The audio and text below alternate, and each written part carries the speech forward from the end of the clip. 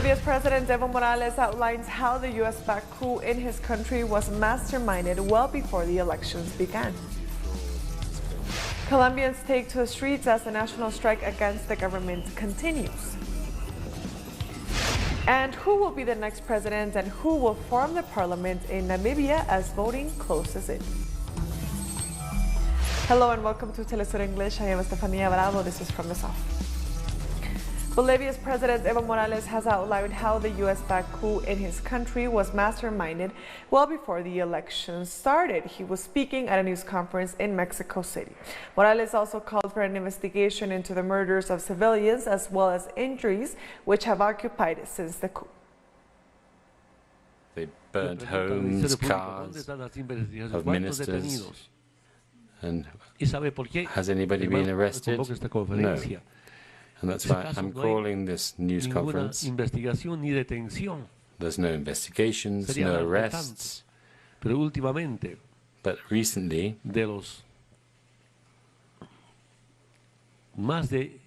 in 10 days, there are more than 30 people who have been shot dead by the police and the armed forces. More than 400 people injured, wounded, more than 1,000 arrested unjustly.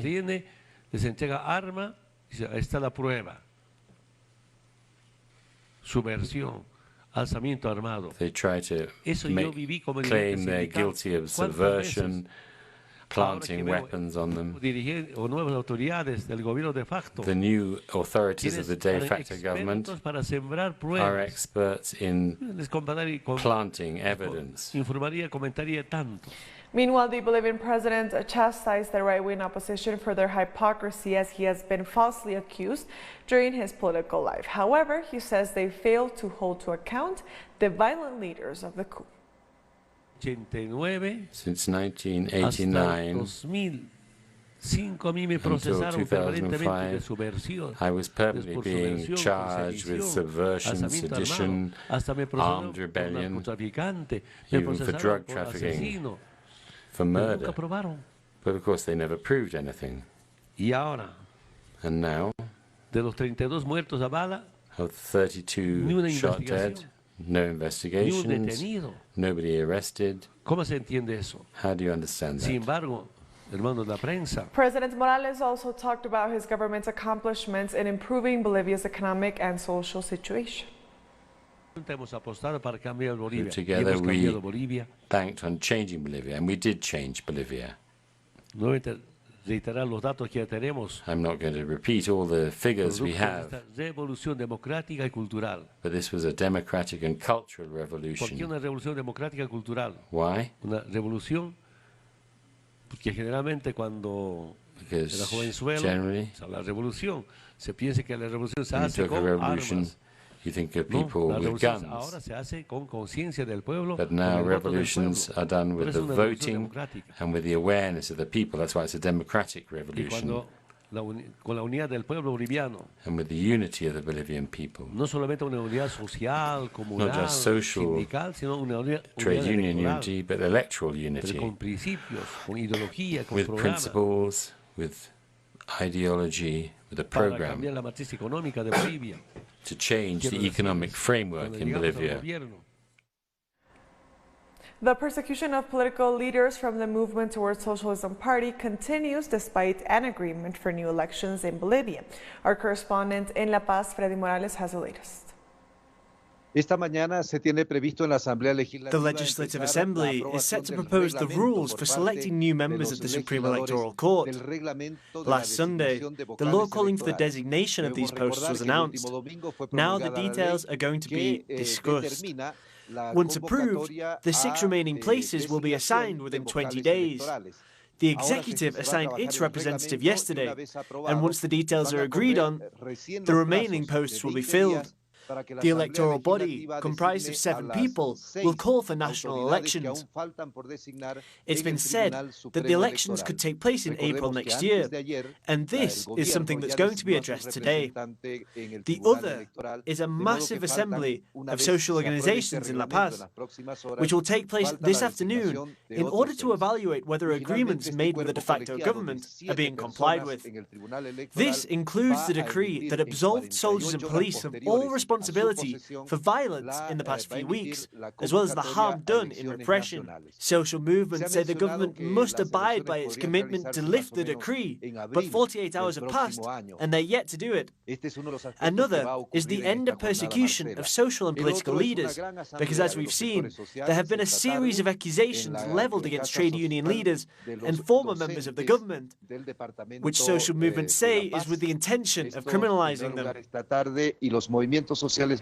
We thank Evo Morales for that report. A Brazilian court has increased one of the sentences against the former president, Luiz Inácio Lula da Silva, to over 17 years in prison.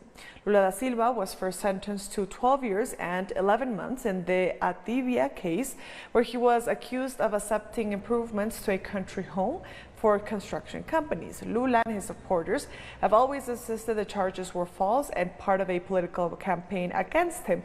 But instead of quashing the sentence, the 3 judges voted to increase it. The decision will have no immediate effect after the Supreme Court ruled earlier this month that he should be released from prison until he has exhausted all possible appeals. Colombians have taken to the streets as the national strike against the government's economic and social policies continue. Our correspondent Hernán Tovares in Bogotá and has the details. Nos encontramos en la carrera séptima. We are at the intersection of Carrera Séptima and Calle 37, where members of various trade and worker unions have gathered to march to Bolivar Square. This demonstration is not limited to Bogotá, but is happening across the country. People are marching against the government's economic and social policies, which includes the privatization of state-owned companies, as well as neoliberal labor, pension and health reforms. On Tuesday, social leaders who called for the national strike held a meeting with President Ivan Duque, where they outlined their demands. But the president said the discussion must be held at a larger level to include owners of large companies from various sectors. The social leaders said that the talks should remain between them and the government. Now, indigenous communities have blocked the Pan-American highway between Cali and Popayan, and among their demands is a call for the government to end the genocide of indigenous people in Colombia. Chile's trade unions concluded a 2-day general strike on Tuesday, but they say the stoppages will continue until the government decides to listen. Our correspondent Leonel Retamal has the latest from Santiago. The main trade union confederations are reporting a very favourable balance sheet of Tuesday's general strike. They say the protests in the streets kept up their momentum. In fact, they were the biggest protests since the agreement reached in the Congress on November the 15th for a constitutional referendum. The main demands of the protests were an end to the repression and justice for human rights abuses. Only yesterday, the Chilean prosecutor's office said there were more than 2,600 complaints of human rights abuses that are under investigation. The unions say they've had no response from the government to their list of 10 demands, which include an increase in the minimum wage as well as pensions and healthcare. They say they're expecting a meeting this week with the government to discuss these demands. They're also demanding real participation in the drawing up of a new constitution. They think the existing agreement is fundamentally deficient because it doesn't take into account the social movements. Another controversial issue in Chile right now is President Sebastián Piñera's proposal for a law that would give the armed forces control of strategic locations. That includes hospitals, highways, supply depots and power plants, among others. And it also gives legal immunity to members of the armed forces carrying out those duties. During Tuesday's strike, several union leaders said this would not solve Chile's basic problems, which are deep-seated social issues, and that such militarization would only aggravate the violation of human rights. Other leaders said this was a clear sign of the authoritarian path that the government has chosen to take, and that other international experiences have shown that social problems cannot be solved by putting more soldiers and police on the streets. Some members of parliament have also criticized this bill, which the president presented to Congress yesterday for its urgent consideration. Coming up, the Prime Minister of Dominica says the opposition is trying to stop elections from taking place on December 6th. Stay with us.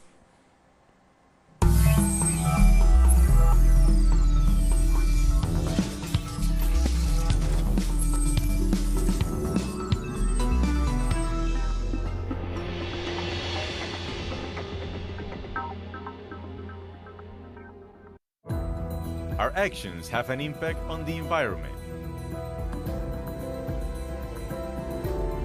It's our responsibility to change for the sake of our planet. Let's be part of this transition. Watch, preserve, and protect your Green Zone. Wednesdays, only on Telesur.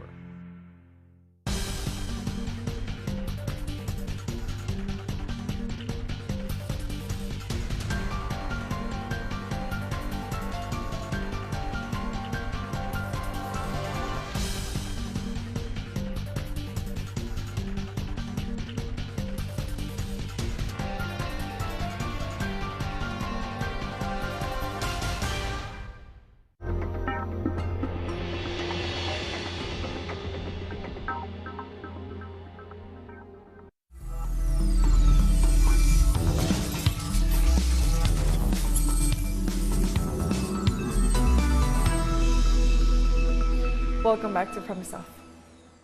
Chairman of the Organization of Eastern Caribbean States and Antigua's Prime Minister Gaston Brown is calling on countries to adhere to the UN principles of non-interference in the affairs of other states. Brown made the appeal at a recent signing ceremony with China.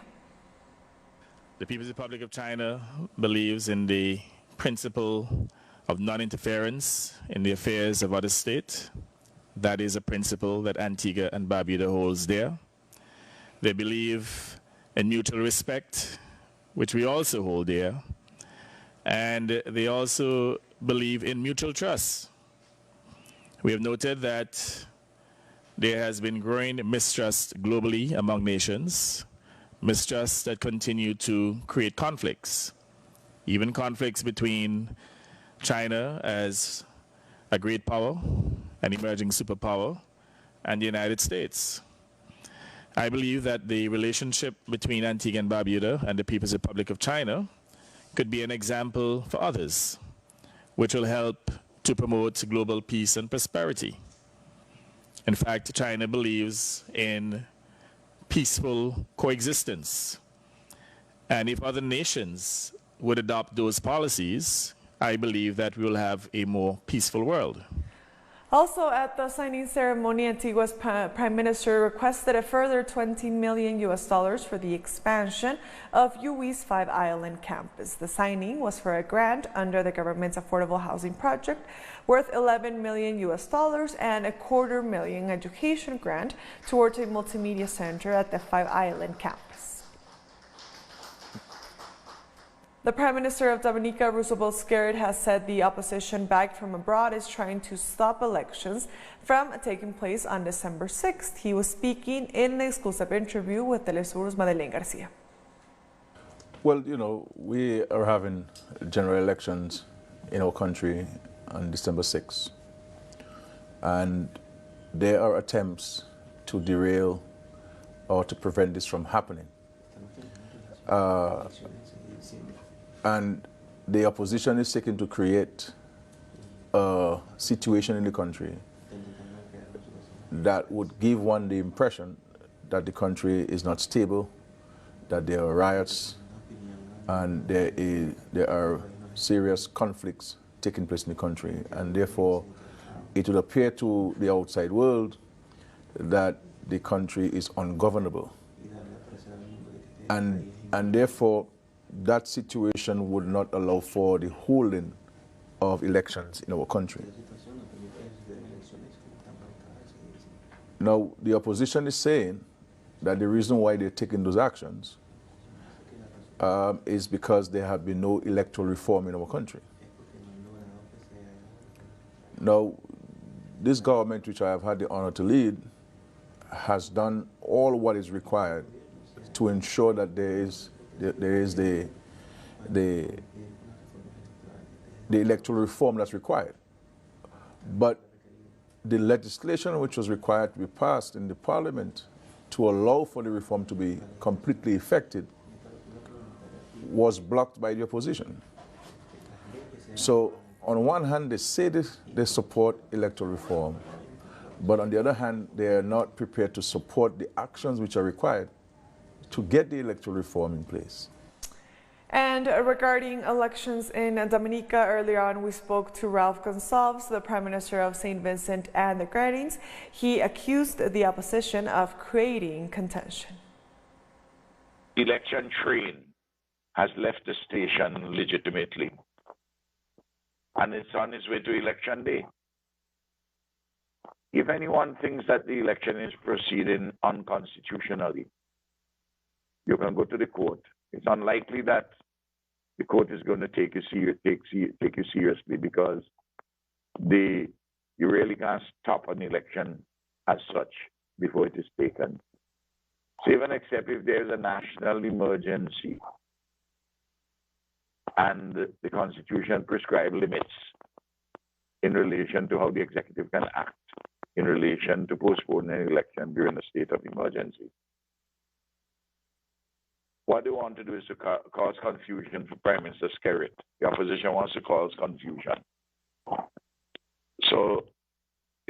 And create disorder so that an emergency situation would arise.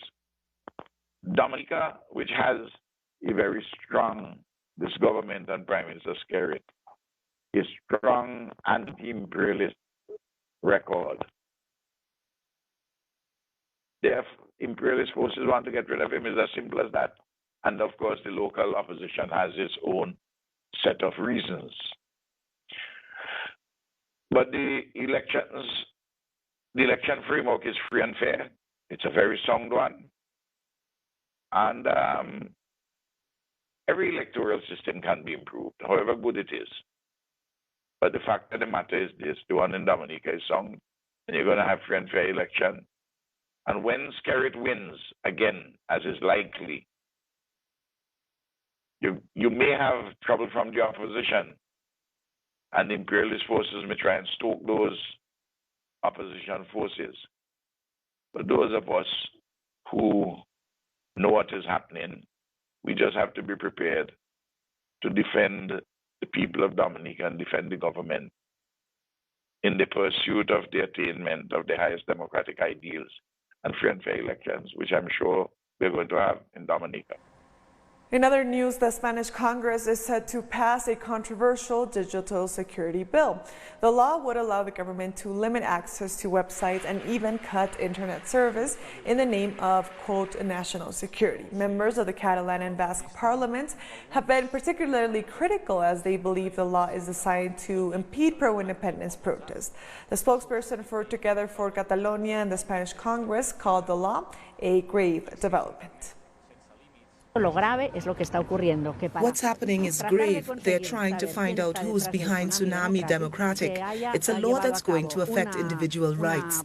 They're beginning the new parliament with a law that's going to reduce basic freedoms.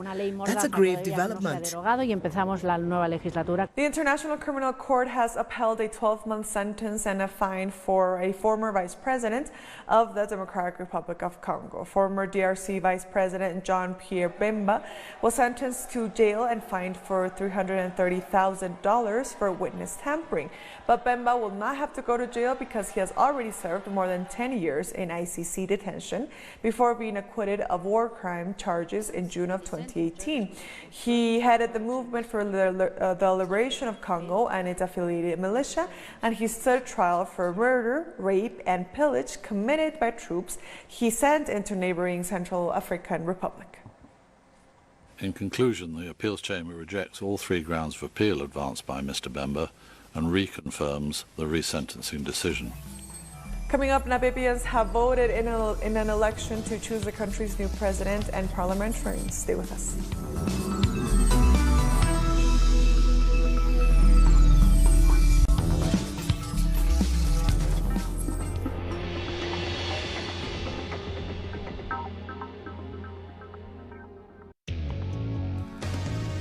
A review of the world news that investigates, incites analysis, and induces criticism, because every event has a context. Pusimos el punto en I. Dot in the eye. Saturdays, only on Telesur.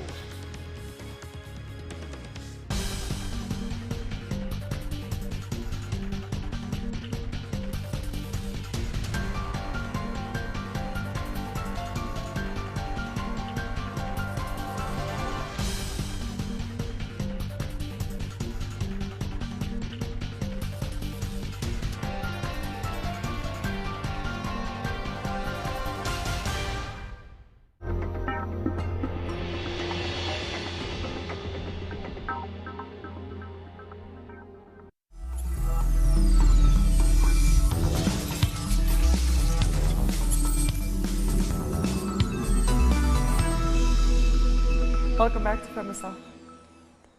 Guinea-Bissau's presidential candidates are headed for a runoff after neither of them have managed to pass the 50% required to win the presidency outright. The country's National Electoral Commission has announced that Domingos Pereira finished first with 40% and his rival Umaro Embalo came second with 28% in the first round of the polls. The two former prime ministers therefore will face off in a second round on December 29th.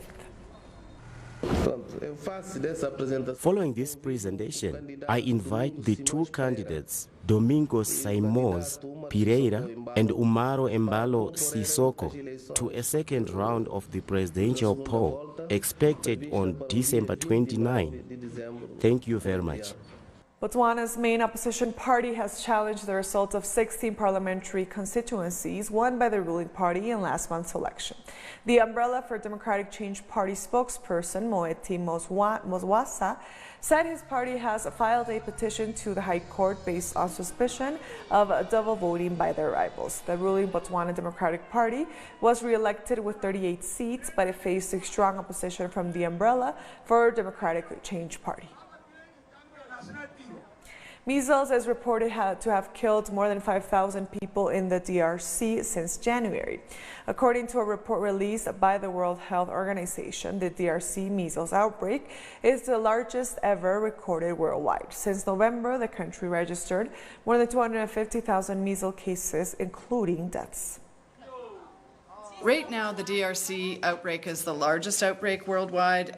It's one of the largest that we've seen. It's all over the country. It's not restricted to certain parts of the country. And we estimate, the country estimates that there have been, as I said, over 250,000 cases and over 5,000 deaths attributable to measles, which of course is more than Ebola, substantially more than Ebola, and most of these are in children and babies. Protests against United Nations peacekeepers in the Northeast Democratic Republic of the Congo have spread from Beni to other towns in the region. In Beni, they marched with a body of their colleague killed during the weekend demonstrations. In Goma, they blocked the main road leading to Beni further south, where the first protests against the UN mission broke out on Sunday. Namibians have voted in an election to choose the country's new president and parliamentarians. The polls opened this Wednesday morning with a high voter turnout. Incumbent President Hage Geingob is seeking a second and final term in office. His ruling SWAPO party has been in power since independence from South Africa in 1990. Namibia's first female presidential candidate, Esther Mungjangi, and an independent candidate is also vying for the post. Just to revive our economy, to create more employment, especially for the youth, and to fight corruption, and to reduce poverty as well by creating jobs among the youth. Yeah, that's what I'm voting from today's elections. 47 Nigerian men have pleaded not guilty to a homosexuality charge in Lagos that could send them to jail for up to 10 years. Homosexuality is outlawed in many socially conservative African societies where some religious groups branded a corrupting Western import. The men were among 57 arrested in a police raid on a hotel in the impoverished Egeba district in August of 2018. Police said the men were being initiated into a gay club, but the accused said they were attending a birthday party. Nigerian LGBT activists said they were tired of the harassment and wanted this case to be tried on its merits. It has really been like a form of destruction to me and every other guys that were being involved, because we don't have time to attend to a lot of personal activities. We have to be in court on the day of adjournment. So I just wish the case would be quickly dismissed. On November 25th, Cubans remember the legacy of their historic leader, Commander Fidel Castro. President Miguel Díaz-Canel led the commemoration at the University of Havana. Let's have a closer look. This is how Cuba commemorated the third anniversary of the death of their historic leader. The scenario was full of symbolism, as this is the university where Fidel studied. Fidel is dearly missed in Latin America. He transited Cuba and became all of Latin America. But as much as we may need him, we continue to reset with an example of Fidel, of Chavez. We continue to transform and continue to look for a better, greater nation. The first secretary of the Union of Young Communists, Susie Morfa, recalled that the death of their commander did not mean defeat or pessimism. Citizens know that Fidel continues to stand by their side in every battle. I think Fidel is present among the youth. You can see it in their enthusiasm, in the way they dress and the way they think. Our youth's minds are much more advanced. Our island is part of the future, a future with a free Cuba under no economic blockade. This is Fidel's legacy, the infinite presence of a man that, at his last wish, asked that no plazas, streets or monuments be made in his honor. Fidel is essential. We feel like we need him now. It's mostly because of the current right-wing onset affecting Latin America. We need someone with critical thinking, with left-wing ideas, who pushes for unity and fights for the people. Fidel's legacy is what is needed across Latin America.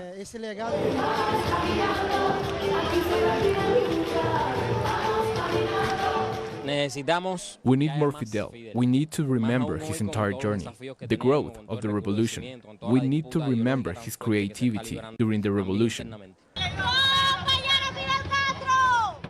Like every November since his passing, people across the world remember Fidel's legacy and ideas to help them fight for a new day. And with that, we've come to the end of this news brief. You can find these and many other stories on our website at telesurenglish.net. And also join us on social media. We are on Facebook, on Twitter, and on Instagram. For Telesur English, I am Estefania Bravo. Until next time.